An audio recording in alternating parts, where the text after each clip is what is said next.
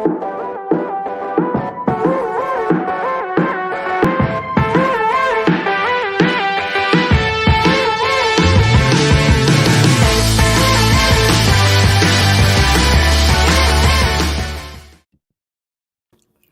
what's up, everybody? It's Daniel Allison, the Average Dude. Welcome to Jenny, Winny, and the Average Dude, our weekly LinkedIn virtual broadcast. Although next week we're going to be in person. I know. We're going to be. You excited about that, Jenny, Winny? I am. Yeah, I am too. So we're going to be on location. I don't know if we're going to announce that today or not, where we're going to be. I'll announce it as soon as I get the thumbs up. I already had the thumbs up. Next week's okay. I want to make sure location on location. There you go. We're letting Jenny run this play. She's organized things. It's going to be a lot of fun. Yeah. It's going to be a lot of fun, but I don't know. I think being on location, totally different energy, isn't it? Yeah. It's actually more nerve-wracking. More nerve-wracking, a little different, but I think that's what we need to do. See, we need to keep going, keep trying new things. Now, I love we've got a great guest today. Thank you for joining us, everybody. Hopefully we're going to see a lot of comments. We have an incredible guest with us today. I'm excited to talk to Mr. Woodrow Dantzler, who is backstage.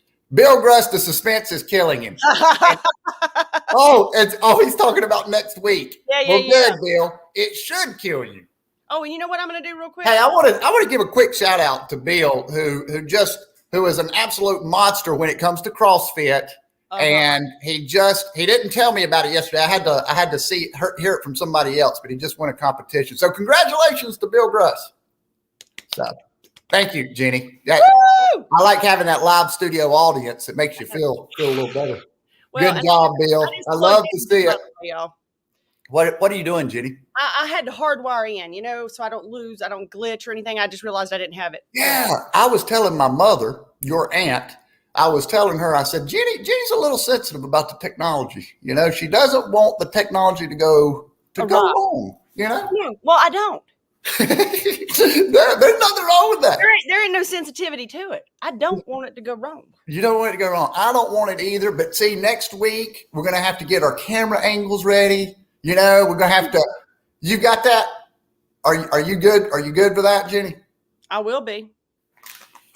We're good. You know me, I will find the ins and the outs. I will look it up. I'll nail it. Well, if it works out, remember last time we were on location, it was a last second deal.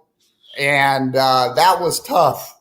That was tough. It was brutal. Because again, folks, it doesn't matter about the size of your audience. When you go live, it doesn't matter if there's one person watching or 100. So the pressure is the same. So Jenny, Winny, let's talk about your week. Anything exciting happened in Jenny Winny's week? Well, I was just going to tell you that, you posted a little video about, customer service and after, you got your smoothie and it wasn't the right size and then she made you the wrong size again. But the small plus the medium equals the large. And, we went through all, you're like, but you're so, and I get it. You're nice and you don't want to hurt her feelings because then it didn't taste right. Right. Let me kind of catch everybody up that didn't see the post. So I went to get a smoothie this morning, protein shake. It's a young girl that I haven't seen. I go just about every day. So I'm familiar. New person making it. She was new. She was reading those instructions. I could tell by the way she was reading those instructions. She looked like me in the kitchen. Yeah, you read it off. Yeah. It was, so she was being very careful, but she gives it to me. I went to the restroom and she was like, have a great day. She had it ready for me. I grabbed it. Well, I got in the car and I look at the drink. I'm like, this isn't the right size. It's a medium. I get a large. So I decided to get out to go back in and say, I actually ordered a large. You gave me a medium. So I hadn't tasted it at that point. So then she takes the time again. She makes that second drink. I go out. Now I've got 2 drinks and I take that first sip and I don't know if she didn't put the sweetener in there or what, but it was not good. It wasn't good. And so my question to LinkedIn, which I wanted to try to get some engagement, see what people think about things like this. I want to do more of those, but So what would you have done, Jeannie Winny? That was the setup. Well, that is what I'm saying. Now, I would have done what you did and said, oh, it wasn't the right size. Now you've got dilemma number 2. Yes. That's right. And you feel so nice. You don't want to hurt her feelings. But I'm telling you, I was in Charlotte last Friday at a seafood restaurant. Okay, it was a nice seafood restaurant, okay? I'd already had one little complaint, and I was really cool about it. But I switched seats with my friend because the seat was really, somebody's going to fall. The legs are going to break off, Yeah. I was like, hey, listen, I said, you don't want a girl to break a seat because it's just depressing, Yeah. Anyway, he changed the seat. Okay, great. Long story short, we ordered salmon. How do you want it cooked? Now, a nice seafood restaurant asks you that question. Yes. How do you want the salmon cooked? Medium rare. Medium rare. Okay. That means it's gonna like swim a little bit on the plate. Okay. Okay. All right. It's still flopping around a little. Yeah. But it came out. I was so hungry and I cut and I was like, oh no, it's so overcooked. Okay, this is $27 piece of salmon. Yeah. Do I say something or not? Ooh. I didn't know what to do. Yeah. We're not at Applebee's, okay? Right. I walked over. I said, I am so sorry. I said, I'm so sorry. I said, but the good news is you didn't cook the salmon.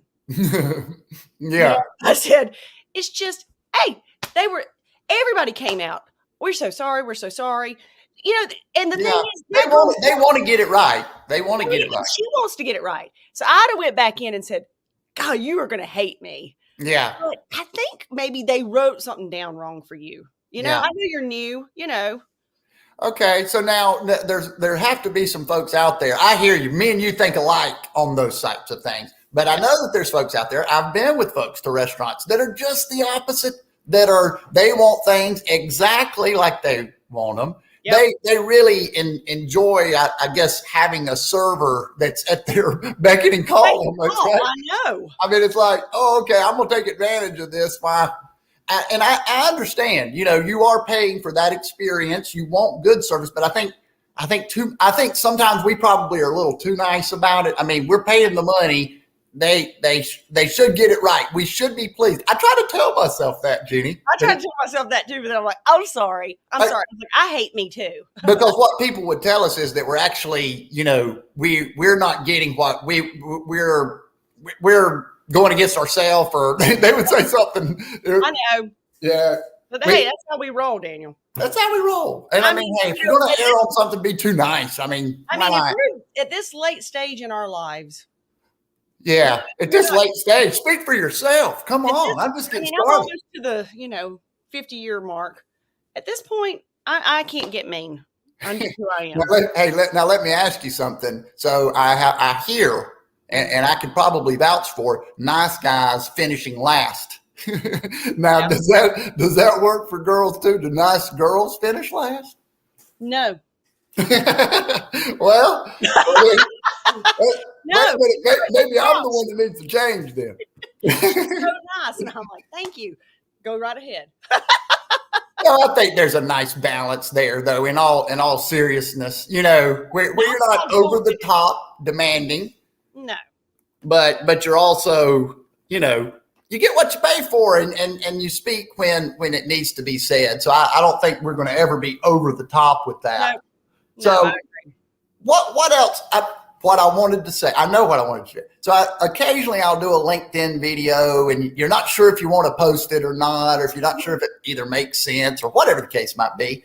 So I have some that I've done, but I did one earlier this week, but I did it on prospecting. And because that's all I've done my whole career is make cold calls. And I was trying to think, well, what is it? What are my rules for prospecting? My number one rule, Jenny. What? Don't take it personally. Yeah. Right? And and that saves us so much psychological pain. If we they're not saying no to you. They're saying no to the service they're saying no to the service or all sorts of situations, of course, come in on sales. We're interrupting their day. Yeah. And by default, nobody's going to really like that. It's like, hey, I want whatever I want to talk about to be important, and whatever you're doing is not. Right. And it's not on my time. And I told you when you first started that whole thing, yeah, I never, that's got to be one of the hardest things, I think, is for sales people to get their foot in the door. That's you got right. to do the right thing at the right time. It's just because otherwise it's like, no, thank you. We're good. Thanks. Bye. That's right. And so I'm not going to go into all the details of that post, but like you say, if you focus on having conversations with people where it's not like a yes or no, and I'm not trying to sell something, I'm trying to get information, have a conversation. Yep. And they can feel that. If you're too kind of hardline towards a sale or towards your agenda, boy, that's a short conversation, and short conversations are no good. So never take it personally. Yeah. So the girl when I go ask for my drink back, she doesn't need to take it personally when I do that. Nice guys, nice girls, we do take it personally. We can't help it. I say that, but then we have to remember to not do that. Yeah. So real excited to have a fantastic guest. I actually in the promo video, I talked about the first time that I met our guest, which was through a networking event. Mm-hmm. And I remember what he spoke about. So I'm gonna ask our guest if he remembers what he spoke about. It's been a long time, but you've got a good speaker when you remember the message 4 or 5 years later. Absolutely, you do. Right? I mean, I don't want to give clues to who this person is if they didn't hear, but I mean, I am getting in some good points with what. Bam. We know. So we're gonna go ahead and welcome to the broadcast Woodrow Dantzler. Good morning, Woody. Good morning, team. How y'all doing? We're good. How are you? I am awesome, as always. Yeah. Always in a good mood. And so, Woody, I met you. So, for folks that don't know, Woody Dantzler was the quarterback of the Clemson Tigers back in that 2000 era. I don't remember the exact year, but I know it was around 2000. 2001. Last year. And also went on to the NFL. He had some incredible plays. We're going to talk to him about those. And now he's doing some coaching and mentoring of young men. We want to get into that. But Woody, what keeps you fired up and pushing? We see all your posts on LinkedIn. Where does all this continued drive after you got out of football? You just continued to do great things. To a nice little quote that says, "Too much is given, much is required." There you go. I like it. Life is not about me. The gifts and skills and the things that I possess, they weren't for me to benefit off of. It's for someone else to, because I'm a firm believer. I say this all the time. It's the current generation's responsibility to teach the next generation to go further. So I'm just doing my part in the circle of life. Yeah. Wow. Yeah. But, if you saw Woody's post this morning, so he's helping some of these young men teaching them the fundamentals. 1, 2, 3. Woody Dantzler the third. And you tell us a little bit about that. But what I love to see, those young men, Woody was running with them. So you got a former NFL big Clemson star. Those kids were smiling ear to ear up there running around, man. I said that is such a positive thing, and I know that's got to be fulfilling for you, Woody. Working with them, seeing that excitement, that enthusiasm. What's that like for you? I mean, it's drive for me because so many of our young people walk around with this false sense of who they are. Yes. You got media, you got other people, you got the wrong influence telling them what they are, what they should be. And just to see that moment when the light clicks, when they realize who they are, when they understand how much greatness on the inside of them, and then they start to push towards it, man, I mean, that's a feeling that you cannot describe. It's just one of those things of thank you, God, for allowing me to take such a small part in this, because I really put it on them because they have to make the choice to go do that. I just give them the tools. They have to choose to accept or reject it. And when they decide to accept it and they see it, man, what a feeling. Yeah, you couldn't put a price tag on that feeling. No. Yeah. No, not at all. Mm-hmm. Is there something when you're working with these young men, do you see something in them and their personality and the traits that they possess that you say that young man's got something? Maybe it's different than not necessarily the physical talent. Maybe it's something about their personality or that drive. Do you see it early, Woody? Yes, I see it very quickly because I chart this up to be a gift from God. I am able to see the greatness in them. I see them as they are, not as they portray. This can be a knucklehead, crazy kid, but when I look at them, I see that greatness, and I want them to see it too. That's what one of my mottos is. My goal is to help these individuals, these kids, people in general, recognize the greatness that's on the inside of them, unlock it, and walk in it for the rest of their lives. That's my goal. Is sometimes it you said unlock it. It obviously it'd be hard on some, but are there some that are just a real challenge to get them to see their potential? Yeah, you think about it like a tree. If you think about some of these kids, there's stuff that they've gone through in their life. I mean, some of these kids have experienced more life than I have in my 43 years on this earth, and they're 10, 15 years old, 18 years old. So when you think about it like a tree, if you get that tree early, you can just pluck it up with your hands before those roots take effect. But once those roots take in and dig deep and it's grown, I mean, you got to not only cut the tree down, but you got to get the backhoe. You got to dig those roots out, and it's really a chore, and it takes time. But the biggest thing, the time is getting to the point to where they trust you, because they have people come in and out of their life. They get promises, and they see one thing, they hear one thing, and it's just conflicting stories. So the biggest thing is getting them to trust you, and that's what I want to do. Get that trust first, and then I earn the right to speak into their lives. They don't just say you earn it. You earn that trust, because you can say one thing, but when you back it up with action and you show up and they see you're consistently there, that's how you earn that. Yeah. Mm-hmm. I mean, the kids got the greatest discernment ever. They recognize real, they recognize fake, because they've seen it all. Yes. But you can't go in there half-tail. You can't go in there for self-gratification or self-glorification. It has to truly be about them, because they'll recognize it and they'll put that wall up, and you'll never get around it, under it, through it, or anything. Absolutely. And now you've been blessed to have many great coaches, motivators, teachers in your life. And you try to implement, to use some of the things that you learned from them. Do you have your own style? Was there someone in your past that had a big impact that you try to emulate in your coaching style? Yeah, I have someones with an S, Yes. Have a few different people God's placed in my life to, help me. The number one was my father. Mm-hmm. My father, and watching my mother. One, I always attributed my mother to my work ethic, because my mom worked third shift 30 plus years. And, we still had our breakfast in the morning. We got to school. If we had anything or needed anything, she took care of it. My dad was instrumental in my critical thinking, because I hated it. I despised it at the time. I would ask my dad a question, and he would rarely answer my question with an answer. He would give me a question, but what he was doing was teaching me how to think. Mm-hmm. And I take that same approach when I'm dealing with these kids. I push them to work. And I put this out this morning. I push them to work smarter, not harder. I saw that quote. Yes. And I just said that the other day to somebody, and you're absolutely right. Go ahead. I'm sorry. You said that. No, you're good. But I mean, so we can work hard, which is great. But if we're not working smart while we're working hard, we're working in the wrong direction, working against. So when I'm asking these questions, when we're talking, one thing, it allows them to think through the process. It allows them to come up with the conclusion, and it's not me telling them. They're coming to the resolution themselves, and now it's a much better benefit, and it weighs a lot more heavy than me just telling them. I'm getting them to think. I'm getting them to understand it, and now once they get it themselves, they're ready to run with it. Yep. And I think that is, I've used that even with my kids.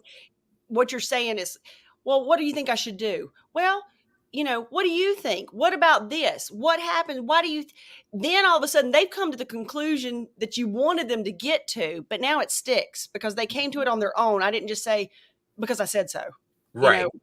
Yeah. And that's a skill, to lead somebody and let them come to that, find and connect those dots on their own instead of connect, because the tendency is to want to tell. And I think it's much more powerful the way you're describing it there. Mm-hmm. Absolutely. And even when I do tell them what to do, I explain why. Yep. Tell them that every time. I say, hey, one thing you'll do, you hear me repeat a lot, you hear me talk, but what I want you to do, I want you to be able to fully understand what you're doing and why you're doing it. Because now when I'm not around them, they, especially with the training, they can self-correct because they've heard me say it so much. They understand why they got to put their foot in this particular position. They understand why their elbow has to be here, or they understand why I need to pause a minute before I react because my initial reaction might be the wrong one. So maybe I need to pause and think a minute. So different things they're hearing, they understand the reasoning behind it, and it allows them to put it in action better. Yep. Absolutely. I remember, Woody, you were working with one young man in particular. You gave him some counsel, some guidance, and then, then he fixed it. Then it was right to the validation, and it's like, you tell him, hey, you got it. That's it. So it's coaching, then validating when they get it right. I was getting pumped up just watching the video, dude. Yeah. Let's play some ball, man. I don't do excitement. That's the thing. I don't do excitement. But when I see when I see it click for these kids, man, it's like you said, it's just one of those feelings that you can't describe. Yeah. Yeah. So Woody, I wanted to ask you about that. I remember this from your speech. First time I met you, you were speaking. It's about 5 years ago. Mm-hmm. And what you talked about on the way to the venue, you had a traffic situation. You were in a terrible traffic. You were running late. We were like, is Woody coming? What's going on? But it wasn't his fault. And so he said, well, I had one message. I was going to talk about it, but I'm going to talk about another message. And it's what you're talking about there, not reacting. He wanted to get frustrated, get angry but he talked about poise. And then I think you did talk a little bit about your father and teaching you how to remain calm. And that's what you've got. Yeah. I mean, you really, I remember that poise under pressure. Can you talk a little bit about maybe where that comes from, Woody? It's a mindset. Yeah. It's one thing that my dad kind of instilled in me too, because through our conversations, one that we always had those, I guess you could call them philosophical conversation, but they were pretty good, pretty in-depth conversations, but it's a matter of putting things in perspective. Mm-hmm. I have to realize what I can control and what I can't control. And even my current boss right now, that's one of his things, control the controllables. Yeah. We have to learn as human beings that we can't control everything. The only thing we can control is what we can control. Everything else, I leave it to God. Mm-hmm. And when you try to control everything, you end up falling into frustration and disappointment. Mm-hmm. So things that I can control, that's what I focus on. If it's outside of my scope and I can't handle, like I can't control running into an accident. Mm-hmm. So why am I going to let this get me all bent out of shape? It's kind of, I'm stuck here now. So what am I going to do? Raise blood pressure, give myself a headache, make time seem be longer because of the fact that I'm sitting there waiting, but I'm frustrated in that moment. So it's going to make it even worse. So no, I'm not going to do myself like that. I'm just, okay, well, I'm here. What else can I do in this moment? Yeah. So that's what I can do. That's hard to do. That is hard to do. Isn't it? But we save ourselves so much pain by and using that energy, transmuting that energy, that frustration, and putting it into something positive. So now I know as you work with these young men, you probably think back to your youth. And as I was thinking about interviewing, I started thinking, I wonder what it was like for Woody in recess. The gym coach rolls the ball out. We pick up the ball. We pick teams. We play ball. Have you always been a gifted athlete? And did you know that you had something that could take you a long way like it did, Woody?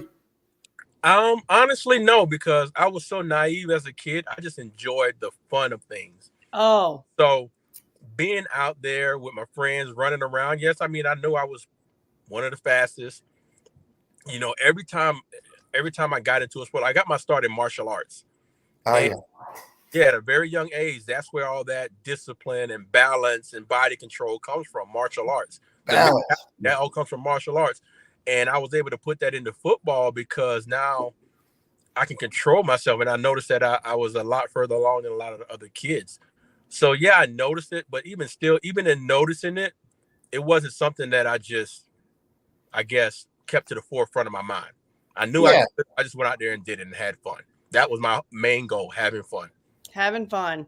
Yeah. I have a question that's just all. Yeah, please, Jenny. I don't mean to keep. Because listen, okay, you are so like I said, you're poised, you're very calm. Okay, you see this little thing I have on, this little Clemson, and so the last game I watched of Clemson with it doesn't matter, USC, that one. I get real ugly. I turn into it. So when you watch. and it's your team or you love it, are you poised like this and you're like, I can't control it? Or are you like screaming at the TV like the rest of us? No, I'm not screaming at the TV at all because, and it could me, it's one of those things. I'm seeing the game differently than most people. Yeah, I know. My biggest vision in seeing it, because I have a relationship with these guys, it's more so of, man, I hate that for them. I'm looking at this and okay, we need to correct this. Next time we get together, we'll talk about this. Looking at it from because they'll see the skill, they'll see the play that happens, but I'll be like, maybe you should have checked this out or beforehand. So we'll talk about that later. You're analyzing it. Yeah, that's just me. And yeah. That's what I'll do. And even with the stuff like I'll see a kid and he gets tackled and you'll see somebody hit him and then he reacts to that. And it's like, oh, no, you can't do that. Let's talk about that. I know they always see the second man. So those are the different, just kind of what pops in my eye and what I see. I'm going off of that. So but no, I've never been one. Actually, my first year coaching, sometime back, I coached at my old high school with my high school coach. I actually won some money at the end of the year because they bet me that I would yell at the kid before it was over. I'm like, no, I'm not gonna waste my. I don't yell at a kid. Yeah. Oh, I talk to them. I'm not. Yeah. I mean, if I'm yelling, it's a different yell. They think I'm gonna yell out of frustration because I'm mad at them. I'm more yelling or raising my voice because I'm happy for them. Yeah, great job. That's me raising my voice, but they tell me I'm gonna yell and fuss at them. So I got me a nice little piece of money at the end of the season. Yeah. But now wait a minute. Now it's one thing to be behind center and have poise. You got all these guys coming at you. And then one of my favorite plays when you were in the pros, that kickoff return. I know if you don't remember that play, then we're going to have to check your memory, man, because the Dallas Cowboys 49er play, talking about balance. He was on one foot bouncing down the sideline. And that's when Chris Berman called him, it was Tiny Dantzler. Remember that? Yeah. Tina Turner.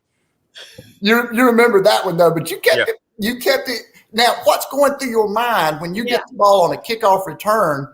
Now, you obviously have a switch where it's like, now is when I use this energy. I'm not going to yell at a kid, but I am going to use this energy in a positive way. Yes, it's like that whole thing of power under control. But honestly, I love telling the story. Yeah. I went the wrong way. You went the wrong way. Went the wrong way because this was about the third quarter.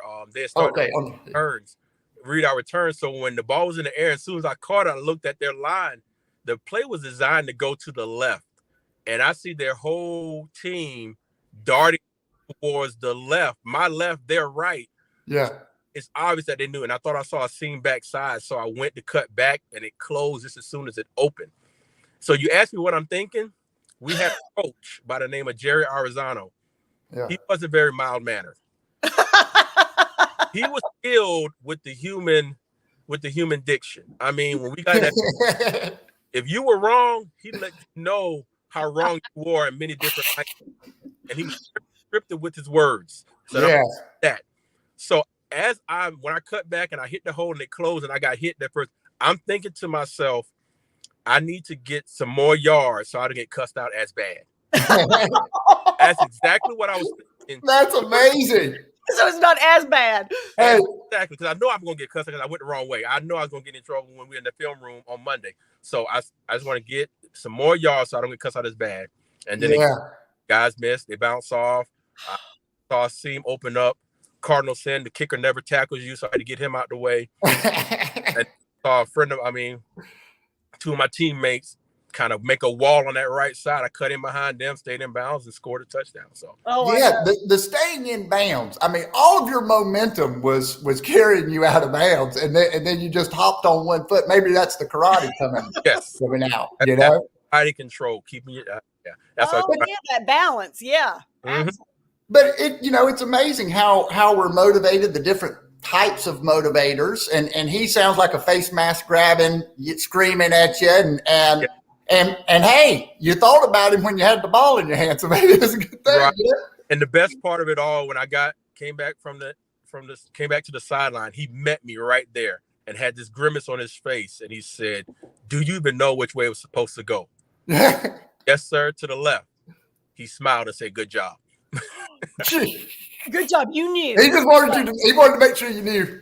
Yeah, exactly. Well, it's like you said, I did see, I was looking at some, like your quotes and stuff that you'll put on LinkedIn and stuff about being corrected, how it doesn't feel really good at the time, but it's necessary.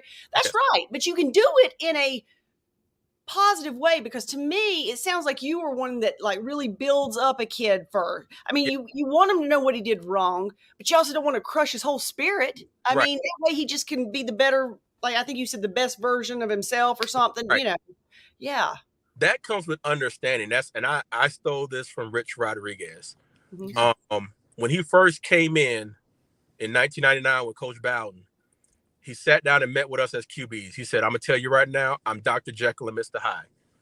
When we're on the field, I'm Mr. Hyde. I'm loud, I'm obnoxious, I may throw stuff at you, I'm gonna get in your face. I'm gonna put so much pressure on you when we're on the practice field, so that when we get to the game and I'm in the box, you can relax and have fun and play the game.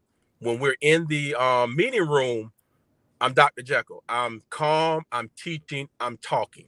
That's how we handle it.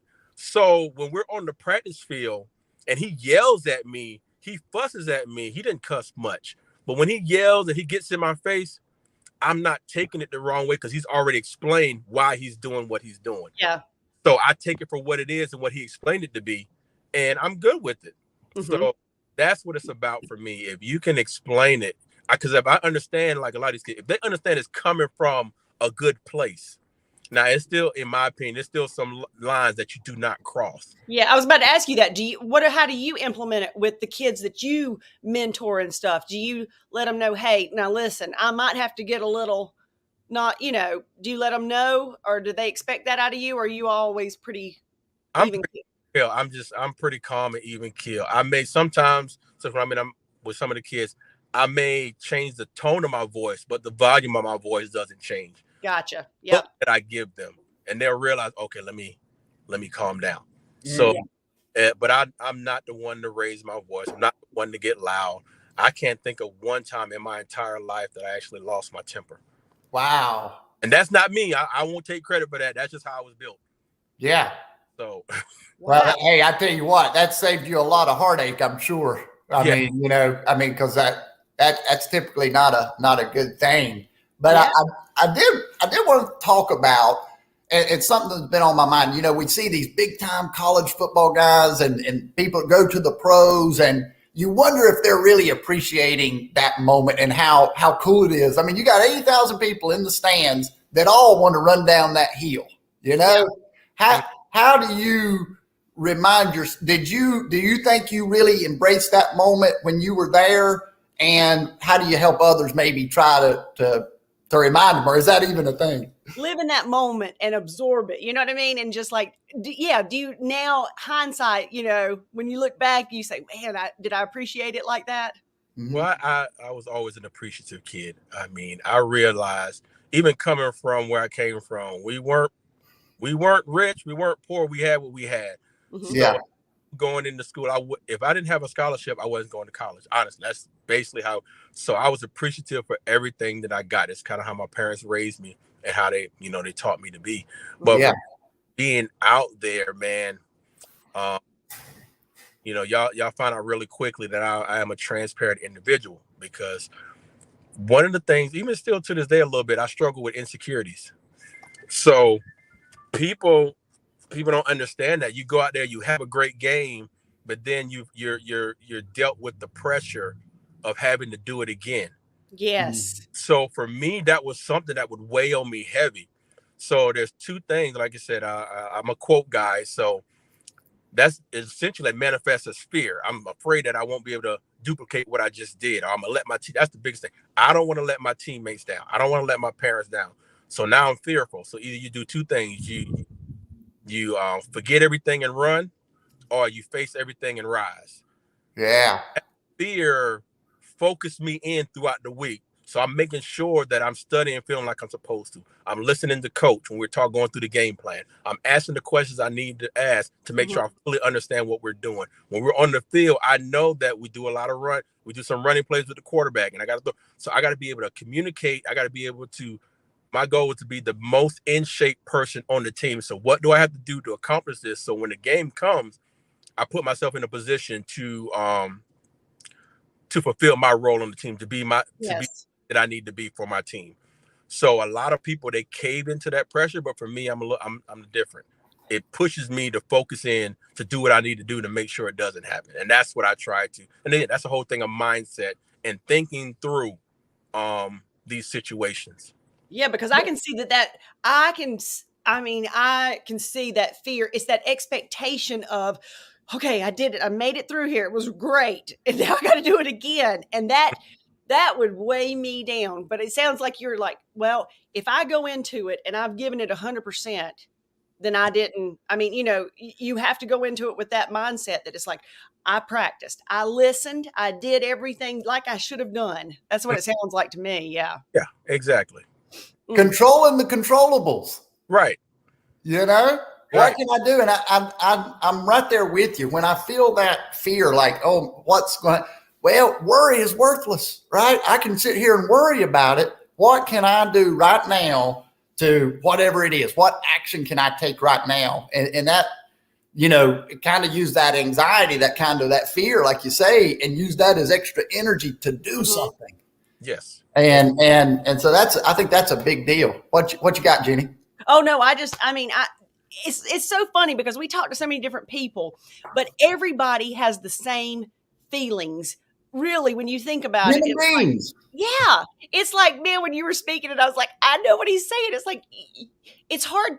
Did you find yourself, it was hard to enjoy like the success? Like, okay, this was fantastic. Because you had to duplicate it again. Was it a short-lived? Yeah, you're watching yourself on Sports Center, right? You hear Chris Berman say, the Woodrow Dantzler. You get your nickname. What are you thinking? Does that add to the pressure, Woody? No, because one thing I don't think anyone ever will be able to put as much pressure as I do on myself. Yeah. Another thing with my dad, he taught me, if you're going to do something, you need to do it. Translation, if you're going to engage in a sport, you need to give it your all. So I don't need 75%, I don't need 85%. And I actually learned this later on in life. Another kind of added on to this from a doctor of mine. And he was talking about how in the medical field, you think about when you're in college or in school, if you get an 85, that's a B. You get a 90, that's an A, and you're happy. That you're ecstatic about that. He said, but for me and my profession, if I get an 85, that's 15% of the information that I do not know, and that 15% can kill someone. Yeah, yeah. Talk about perspective, and that's how I approach things. I want to, and they say, well, you shoot for the moon, you miss, you're amongst the stars. I'm always shooting for my absolute best, the best that I actually can. So, and I'm always, either you're getting better or you're getting worse. You don't stay the same. So I'm always pushing to get better.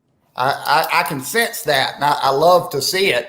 I do want to, I know we keep reminiscing, but I just think it's so cool to have somebody. I remember the first time I met you, I was like, man, I remember in 2000 when y'all played South Carolina and you threw the ball to Ron Gardner and there was the pass interference call. You remember that play? Yeah. I feel like Chris Farley. Remember that time when remember that was awesome. But it was that. I mean, but you've had so many great plays and memorable plays. Is it fun to look back? Do you think about that feeling when you were running down the hill at Clemson for the first time, or is it hard to go back and kind of? Do you like to reminisce, Woody, or is this just something you do when people ask? It's more so when people talk about it, but what I remember is rarely on the football field. Whether it is during practice, we're talking trash and having a good time. We're walking, we're sitting on the bench outside of Malden, or we're sitting down in the dining room talking and chatting. Those are the things that I remember, sitting in the dorm room, having a good time. That's when I talk about reminiscing about college, that's what I remember about. Those days out there in conditioning when we're pushing one another to get better. That's what I mean. And the games are just byproducts of that camaraderie that we built together. Do you still have connections with those people, like your former players and of course and stuff? Yeah. Of course, yeah. I've built myself on being a team guy. I knew all 186 players that was on the team, scholarship, non-scholarship, walk-on, whatever. That was my thing. So I want them to know that they matter. That was just something that I took pride in.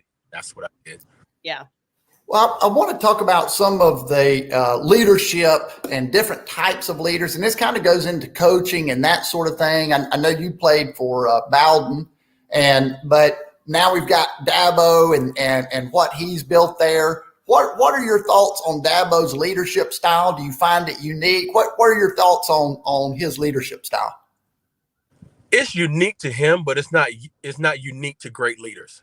Because you know what? I would say that you would be kind of like, I mean, I hope that that's not offensive or anything, but he seems so nice. I'm telling you, it's like, my friends who were they're Gamecock fans. And I'm like, but come on, you got to love Dabo. And they're like, okay, you do. Yeah. He just seems like he seems like, and I'm saying, it's like the things you say make me think of him, because he seems legitimately kind and legitimately concerned about the players. Yeah. Yeah. He does. I mean, he was the one who really opened it back up to former players when he came in, because one of his big things was you can't know where you're going till you know where you come from. And we got to bridge between current players and former players, which Jeff Davis is doing a great job with that now with Paul Journey and this thing called Tigerhood, where they have former players mentor current players. So that's been going on. So that's really, really good. So, wow. Yeah, that's great. He's truly authentic when he talks about developing the whole player. So, as you think about it, I like to use this term, this little analogy. The average lifespan of an NFL player is 2.5 to 3 years. So you graduate college, you go in there and you play for 3 years. I'll just make it a round number. Let's say you play for 10 years. I graduate at 21. Yep. And then I play for 10 years. I'm retired at 31. I got I had a few more years of life to live. And if I don't know how to translate those skills from the football field into quote unquote real world, then what am I going to do? Absolutely. It's more to life than football. It's a part of you. It's not who you are.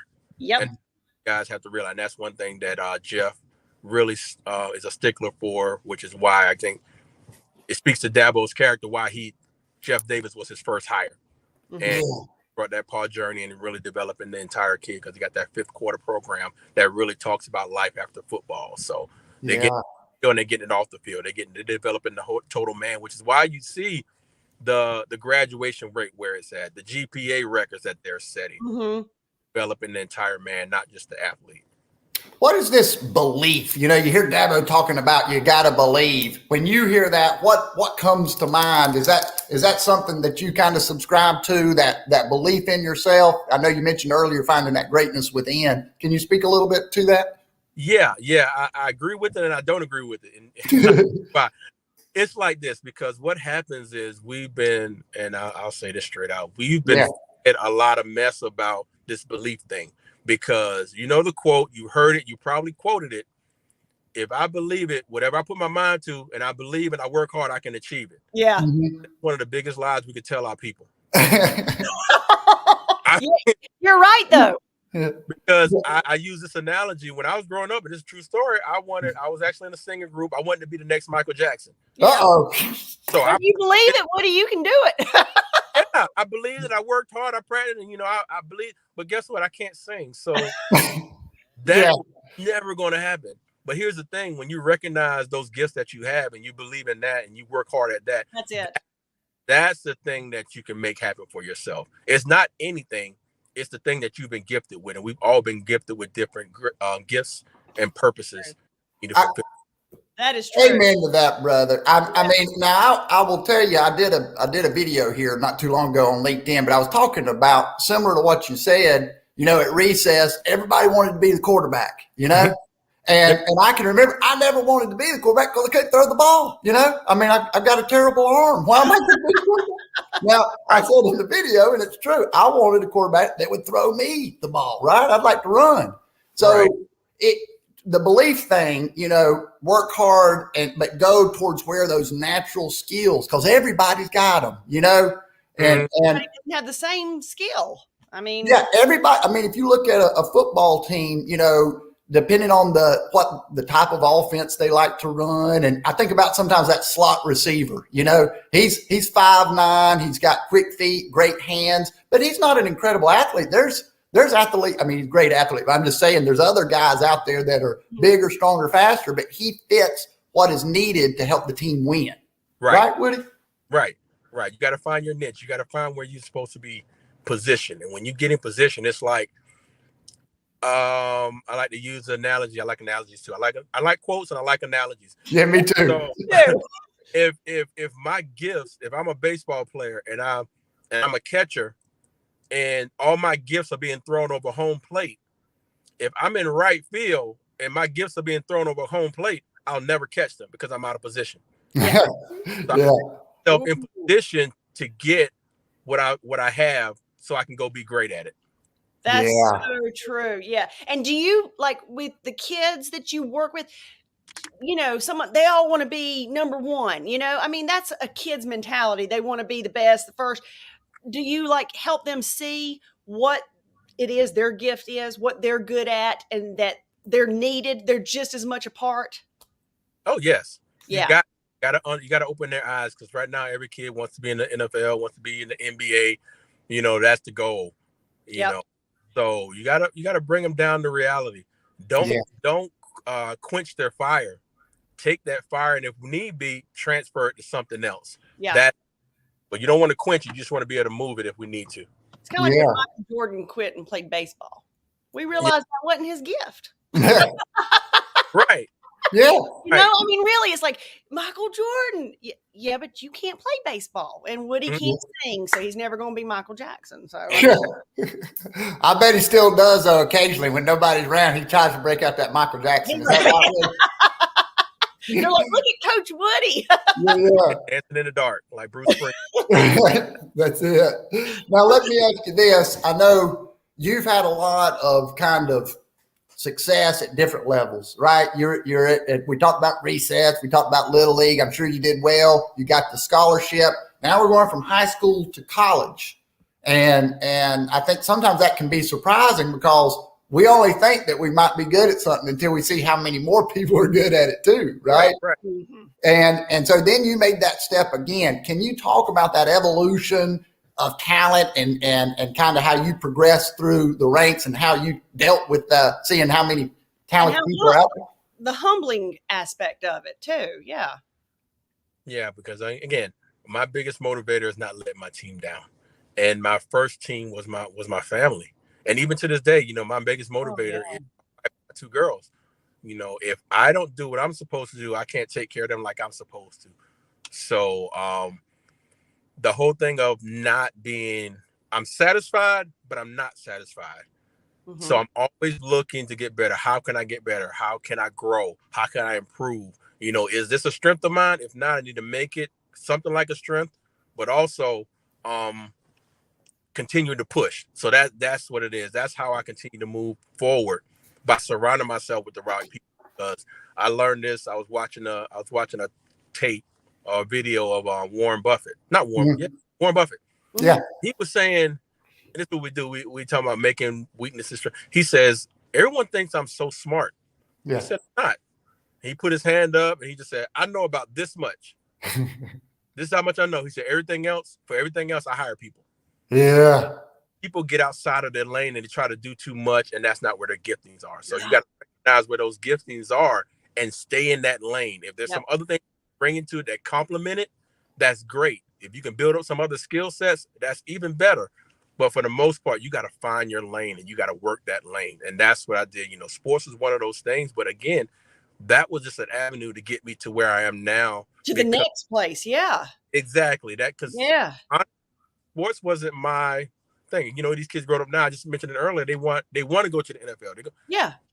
It's never been a goal of mine. I just said I'd ride this sports thing as far as it would go.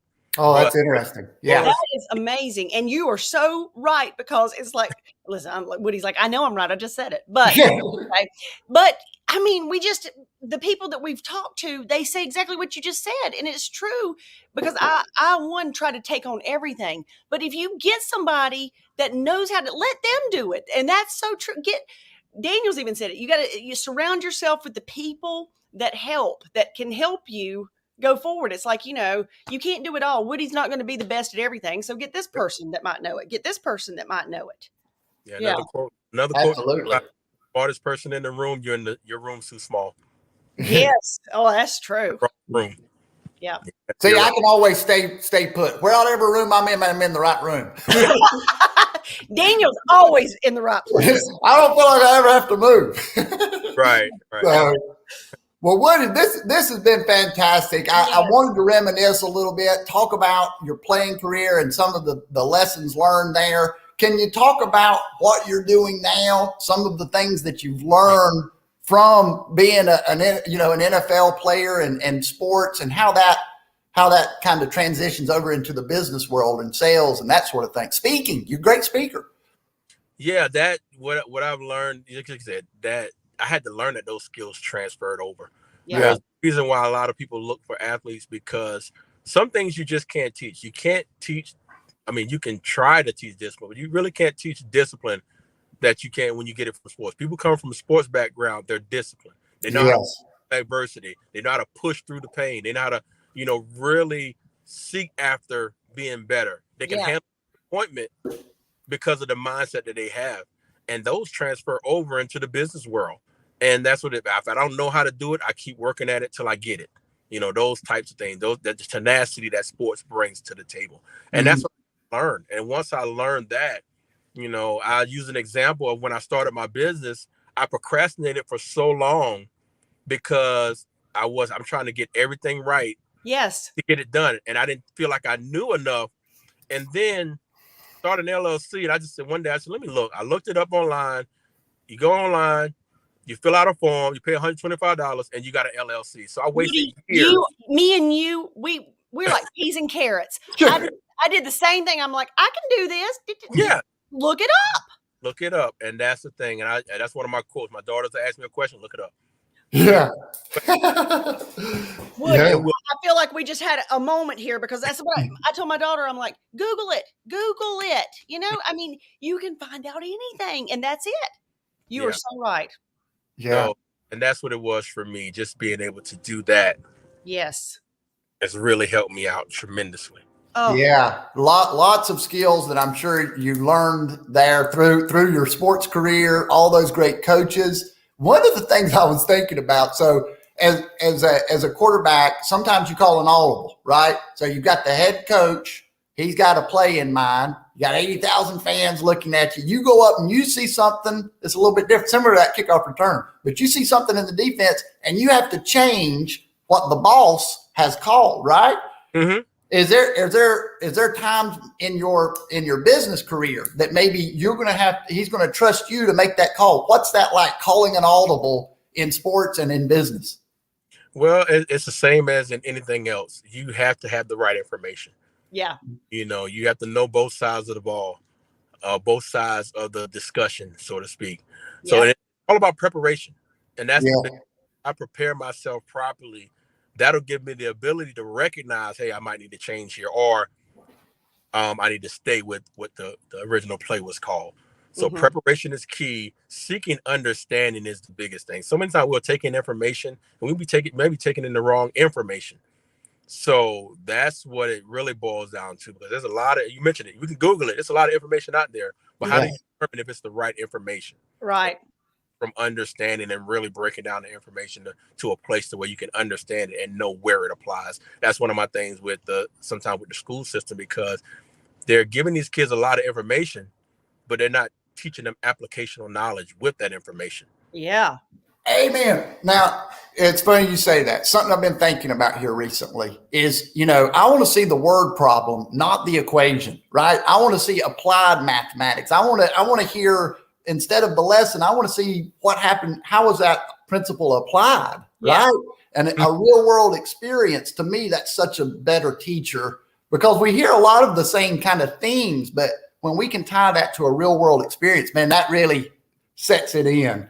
Right. Yeah, and it ingrains it in a person too. It's like when you can see, it's like we're visual learners also, it's like when you can see something, oh yeah. Sometimes like if I watch a YouTube video on how to do something, that's a whole lot easier than me trying to read the instruction manual, So, put that out.